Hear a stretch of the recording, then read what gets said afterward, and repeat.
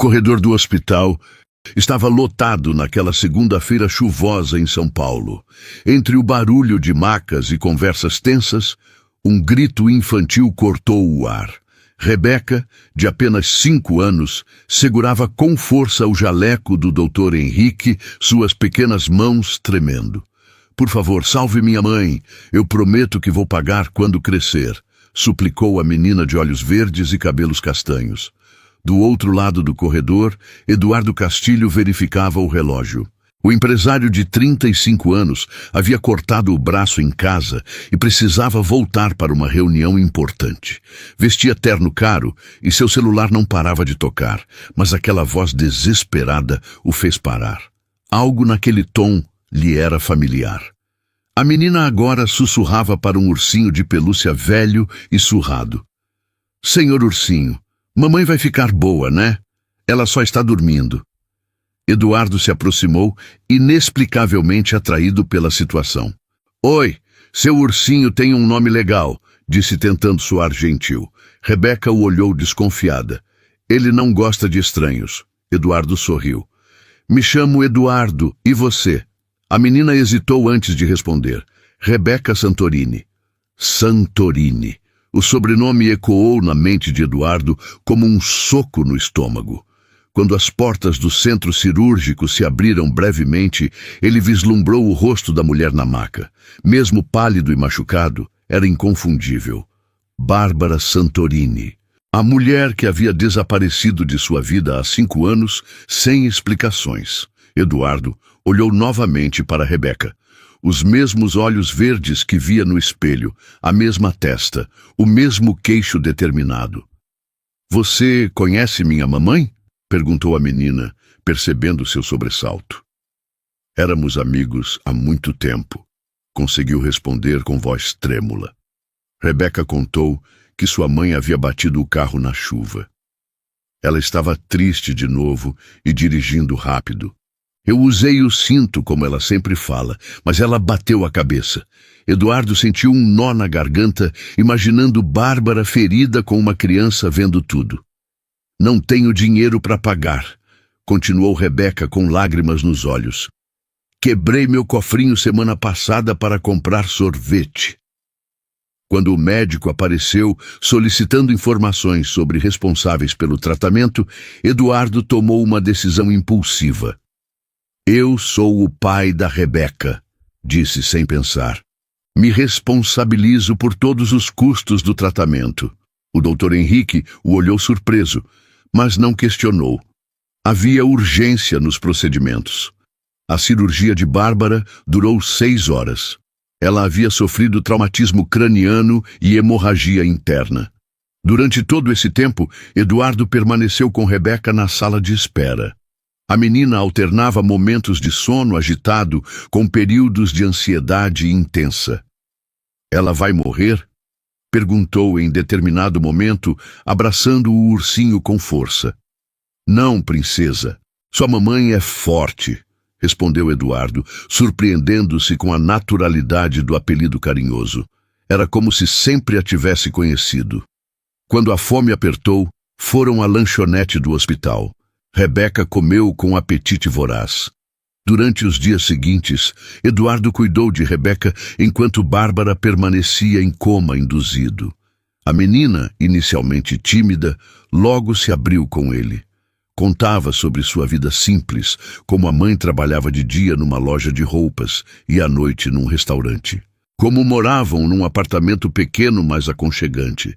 "Mamãe sempre fica cansada", revelou Rebeca numa dessas conversas. "Ela chora às vezes quando pensa que estou dormindo. Eu finjo que não vejo, mas vejo sim." Eduardo sentiu o peito apertar ao imaginar Bárbara lutando sozinha contra as dificuldades, criando uma filha sem o apoio que deveria ter tido. Eduardo comprou roupas, brinquedos e material escolar para Rebeca, mas o que mais o impressionava era a maturidade da criança. Ela se preocupava com os gastos, perguntava sobre o estado da mãe e tentava ser forte mesmo com medo. "Mamãe disse que eu tenho que ser corajosa", explicava quando Eduardo a encontrava chorando escondida. No 5º dia, Rebeca fez uma pergunta que deixou Eduardo sem palavras.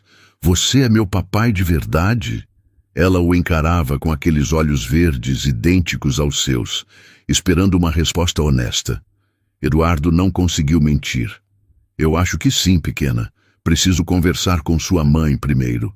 Quando Bárbara finalmente acordou após 3 semanas, sua primeira reação ao ver Eduardo foi de pânico total. O que você está fazendo aqui? Como me encontrou? Perguntou com voz fraca, mas cheia de alarme. Rebeca, entusiasmada, respondeu por ele.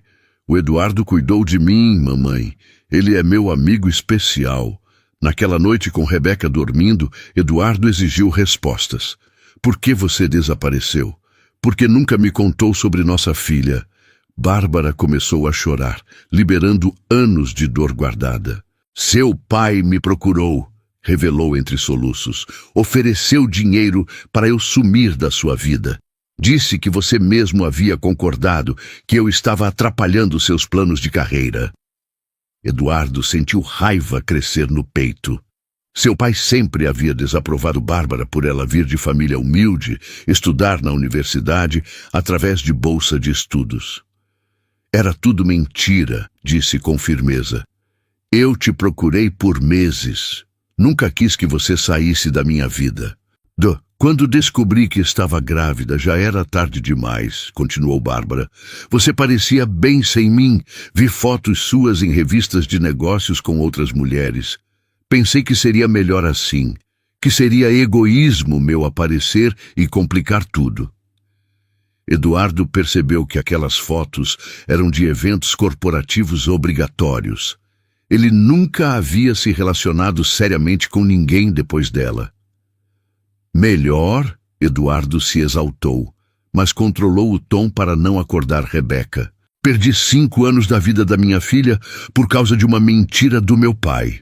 Bárbara explicou como lutou sozinha, trabalhando em 2 empregos, como Rebeca perguntava pelo pai que ela inventava estar viajando a trabalho muito longe. Nas semanas seguintes, Eduardo reorganizou completamente sua vida. Cancelou viagens de negócios, reduziu compromissos sociais e passou a dedicar tempo integral à família que havia descoberto. Alugou um apartamento espaçoso, onde os 3 puderam morar juntos durante a recuperação de Bárbara. Rebeca prosperou nesse novo ambiente. Eduardo a matriculou numa escola particular próxima e descobriu seu talento natural para desenho e pintura. A menina, que antes se preocupava se haveria dinheiro para o aluguel, agora podia ser simplesmente uma criança brincalhona e curiosa. Bárbara, inicialmente resistente à ajuda por orgulho, aos poucos permitiu que Eduardo fizesse parte integral de suas vidas. O momento mais decisivo veio 2 meses depois, quando Rebeca perguntou diretamente: Eduardo, você é mesmo meu papai? Não havia mais como adiar aquela conversa. Eduardo se ajoelhou na altura da menina e respondeu: Sou sim, princesa. Sinto muito por não ter estado aqui antes, mas prometo que agora nunca mais vou sair da sua vida. Rebeca o abraçou com força inédita. Eu sabia desde o começo, disse com a sabedoria inocente das crianças.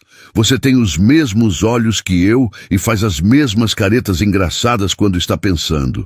Eduardo regularizou a paternidade e enfrentou seu pai, que tentou interferir novamente com ameaças e chantagens financeiras. Desta vez, porém, Eduardo estava preparado. Tinha sua própria empresa construída com trabalho próprio, independência financeira total e, principalmente, havia amadurecido emocionalmente. Não era mais o jovem inseguro que permitia manipulações familiares. Bárbara demorou mais para aceitar completamente Eduardo de volta em sua vida amorosa. O trauma do abandono havia criado cicatrizes profundas em sua confiança. Mas observando como ele se dedicava integralmente a Rebeca, como havia mudado suas prioridades pessoais e assumido responsabilidades paternas sem hesitar, ela começou a acreditar que dessa vez seria definitivamente diferente. 6 meses depois, numa noite tranquila em casa, Eduardo pediu Bárbara em casamento. Não foi com grande ostentação ou anel caríssimo, mas com a promessa sincera de uma vida construída juntos com amor verdadeiro. Hoje, 3 anos depois, eles vivem em perfeita harmonia. Rebeca, agora com 8 anos, está numa fase questionadora e extremamente artística. Eduardo descobriu que ser pai presente é infinitamente mais desafiador e recompensador do que qualquer negócio que já administrou em sua carreira. Bárbara voltou a estudar administração e abriu sua própria loja de artesanato, realizando sonhos antigos. Se esta história tocou seu coração, deixe seu like e se inscreva no canal para receber mais histórias inspiradoras que mostram como o amor verdadeiro sempre encontra um caminho seguro de volta para casa.